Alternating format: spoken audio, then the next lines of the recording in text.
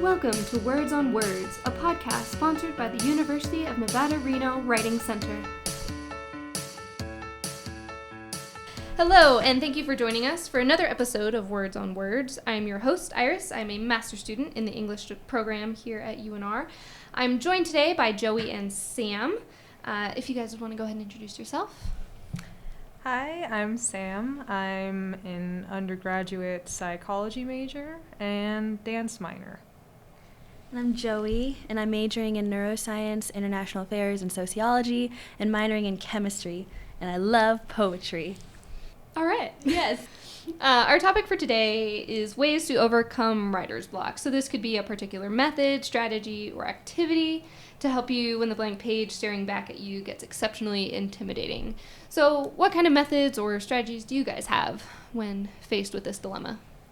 I think the biggest thing for me in overcoming writer's block was doing away with my first draft needing to be good. I do a lot of free writing, and I just kind of accept that whatever comes out, the first thing that comes out is not going to be good. But if I keep trying to make it good, then I'll never get anything done. So it's just getting it out there, and I usually do that through free writing.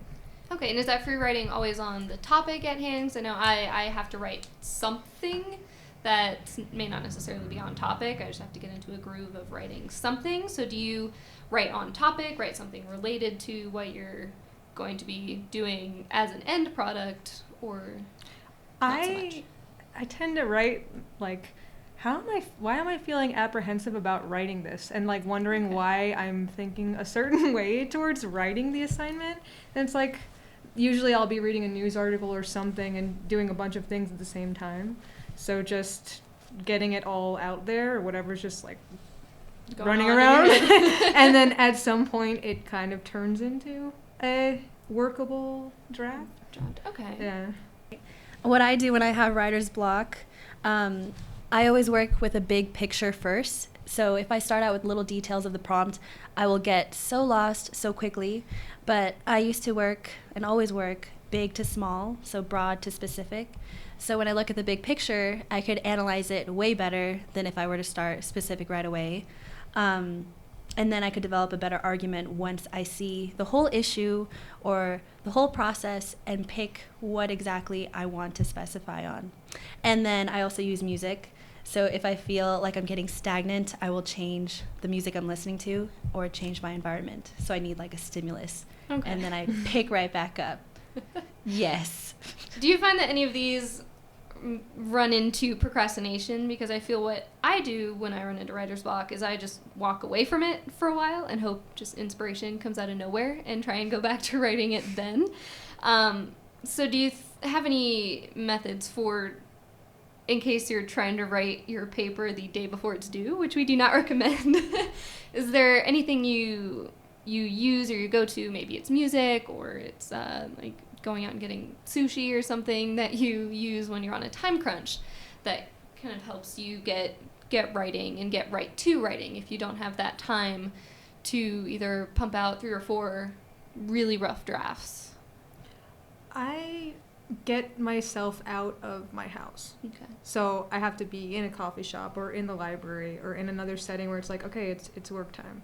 I'm not tempted by whatever it is. I tend to, I'm trying to use Facebook blocking stuff, social media blockers. So if I have the How does that work? Just because I don't know. It's a program. I think one is called Cold Turkey. And then because I have an Android, there's an Android app called ClearLock.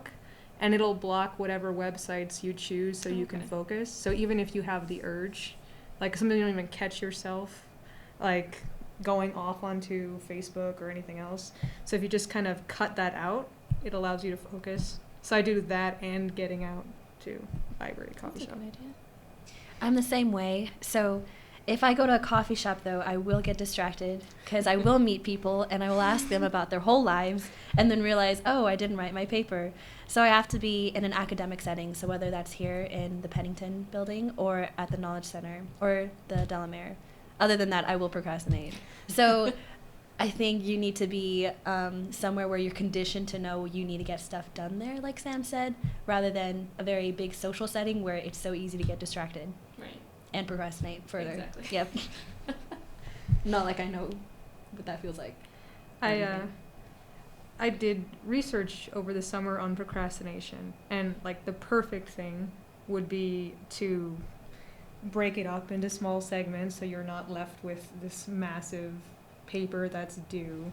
Mm-hmm. But if you don't have that, like just being realistic with what you can achieve and giving yourself frequent breaks, because if it's like I have to tackle everything about this paper right now, you'll just burn. So since we are all consultants here at the Writing Center, what kind of strategies do you use in a consultation? So someone to come in and they're having problems getting started on their paper, or they just can't work out what to do with this prompt. What are things that you would use in a consultation and then that people can do at home that would help them? So I use the whiteboards that we have here at the Writing Center. There's something, and I've seen it time and again, when somebody sees the map or the outline other than just on a piece of paper, when they see the big map on a whiteboard, they feel like they're accomplishing more, and they start to feel more inspired to come up with more ideas because we don't limit them. So in my consultation, I don't shoot down their ideas. I try to tie it right back into their prompt, because arguably you can tie anything back into the prompt if you have good evidence and like reasoning behind it. I also use reverse outlining if they already have something. I use a lot of free writing, so a lot of times they won't know what they want to talk about until the more they free write, they're like, oh, this is it, and we'll reword their thesis, everything. So depending on how I touch base with the student, I'll figure out what to do, what works best with them. Okay. So just drawing out ideas you might have or anything that comes to mind on a prompt or things that you've found in research, just not even writing it in Word or writing it in sentence form. It's just getting like a crayon and a scrap piece of paper and mapping it out that way. Okay. I think it's similar. Like with procrastination, I think a lot of it is students come in and they have no idea how to even start conceptualizing what they're trying to write. So I like to just talk with them and go back to discussion. And then if we get things accomplished, we get things accomplished. But I like to talk to them and see where they're at, and then see if they have any books or sources that they were thinking about, and just kind of through discussion try to facilitate that and offer some structure on like, here's how we can do it. Yeah. I think conversation might be a big part. So even if you are mapping it out, or if you are just free writing, I think it might be helpful, especially getting away from either your desk or getting away from the computer, to have those discussions with anybody. So it can be one of us here at the Writing Center, it could be your mom, it could be your roommate, anyone that you can talk to, whether they can actually give you advice on what to write about.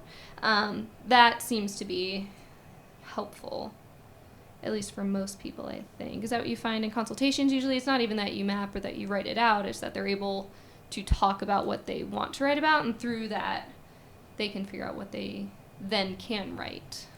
Yes. I think somehow, some way, it's related back into why reading out loud is very helpful when you do have a finished product. So there's something about when people hear themselves talk out their ideas or hear it, it helps with clarity. So just by them talking about it or having a conversation about what they're writing about, it helps them think more and deeply. And I always find the issue with that, so I always recommend that people record these conversations, because I'll have these conversations and I'll have some great idea that I want to go back and write with, and then when I actually get to it after dinner, I'm like, I don't remember anything that that I said. So I always recommend recording if you can in those situations, like even on your phone recorder, just recording those conversations so you have those words to go off of when you write. I try to, what's the word? The student will dictate kind of what they're thinking about, and I'll write it down and then kind of give it back to them. I think you're saying this. If I understand this right, you're doing this. You're not quite sure how this part works yet, but you have some idea, so let's work with that. And so just, I think knowing that there's someone actually listening and not like, okay, well, you didn't do your paper, so we're not going to get a lot done here. Yeah. You know? Yeah. To not be afraid of being at that stage. Another thing I do is I'll start writing things out on paper. So I can't usually start at a computer typing. For some reason, there's just a block for me there. So I will handwrite like a page or two of what I plan to write, and then it's easier for me to take that page, transcribe it onto the computer. Then I get habit, or not in the habit, but get in the practice of typing of what I'm looking at, and then I'm able to think about it when I transcribe that. Do either of you prefer working on paper with pencil first, or are you able to just get started on the computer? I go back and forth between paper and like an online document. Okay. Yes, I usually will start drafting everything on paper first and then expand on it more and revise it online. Because I'm like that too. I can't really go straight to online. Yeah. I also use writing on paper. So I'm very visual, and I'll use different colors. I know that sounds very elementary, but it does stimulate my mind always when I use different colors for like my topic sentences, for different ideas. I'll even order it. So like, oh, this idea is more solid compared to this one, and I'll make it red rather than blue, like hotter, colder. That's how I do it, yes. For my conference paper that I'm struggling getting started, I've actually transcribed all of the quotes that I have underlined or marked for the particular paper. I'm not going to use them all, but I have moved the important ones, or ones that I thought were important, into a document. And part of typing those up is also looking at them again, thinking more about what I want to say about them, seeing how it's two different books, so seeing how quotes from the two books relate to each other, seeing where they don't, seeing new connections that can happen between them that'll be integral to actually making my paper. And then once I have those ideas and I understand and work with the text more, then that gets the ideas flowing and hopefully will translate to an actual paper eventually. I think it's similar to dancing. Like if you try to choreograph something and set something, if you can't just improv in the beginning, like to get to choreography, and you're like, oh, it needs to be set and perfect now, you're just going to wind up really frustrated and like leaving your little dance space in 2 minutes or so. But if you kind of trust that improv process, then you can get to something pretty interesting. And I think writing's similar too, but instead of improv, free writing. It's still kind of improv. Yeah. You can write your improv down if you.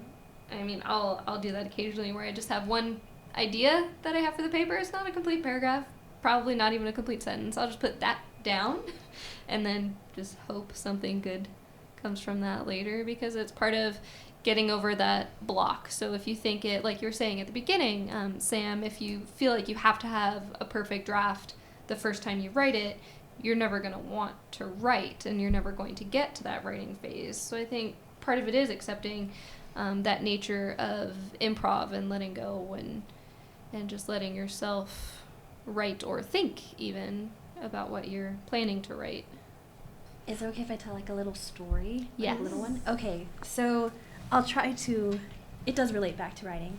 So my parents used to tell me this thing, you can use it, symbolic for anything, not just a writer's block, but a wall in any academic area or in your life.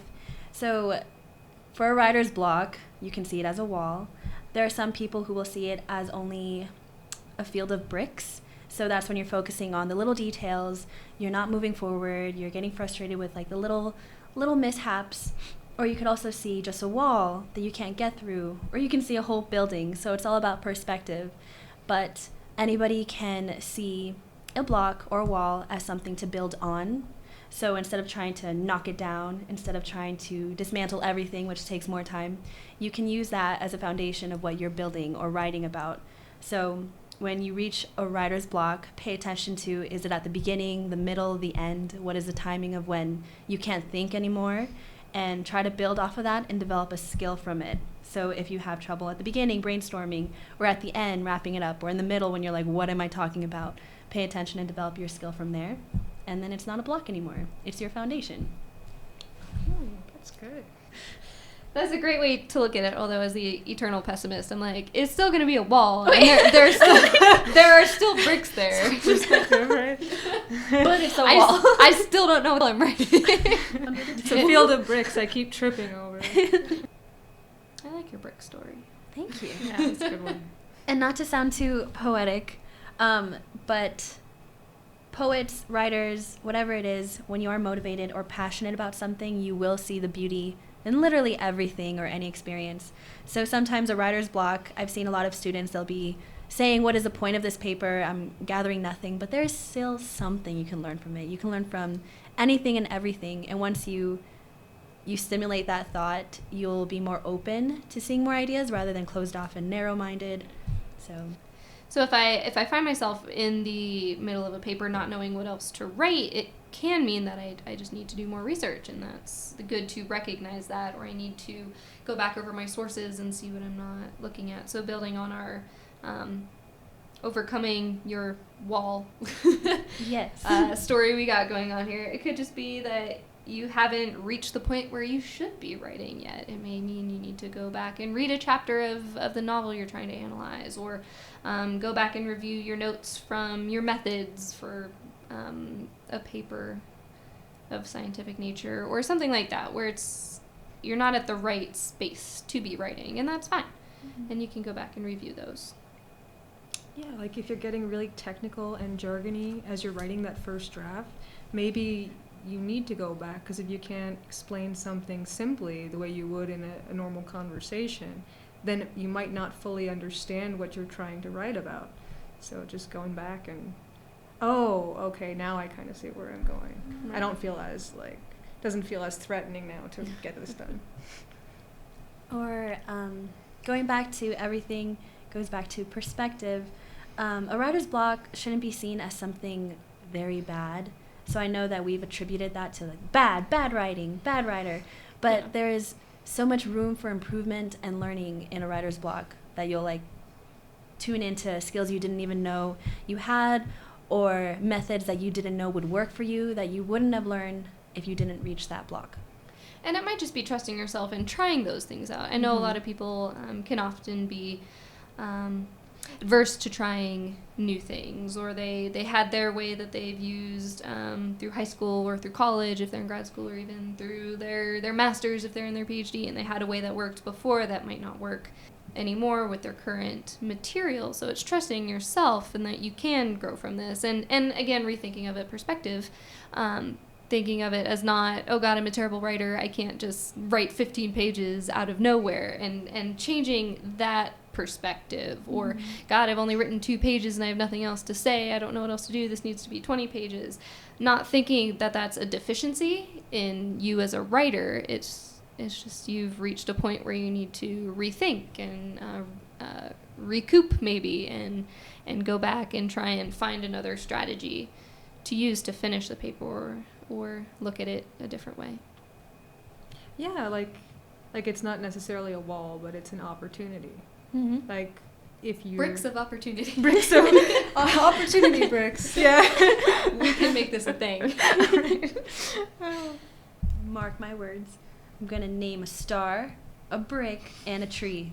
A star, a brick, a tree. Can't you just name a tree? No, you could have it like it's your tree. You take care of it. Like an opportunity tree? Yes, opportunity tree. And I'm going to do that. With my branches? opportunity star, my opportunity brick, and my opportunity tree. The opportunity star. Is your star going to be named Opportunity? I think so. Okay. Or Oppie. Or Oppie? Yeah. Oppie for sure. Yes, Oppie. I'm not kidding about Not like Toonie? Toonie could be the tree, like Toonie the tree. Okay. Oppie the star. What's the brick? Bricky the brick. Bricky the brick. See, that was a writer's block.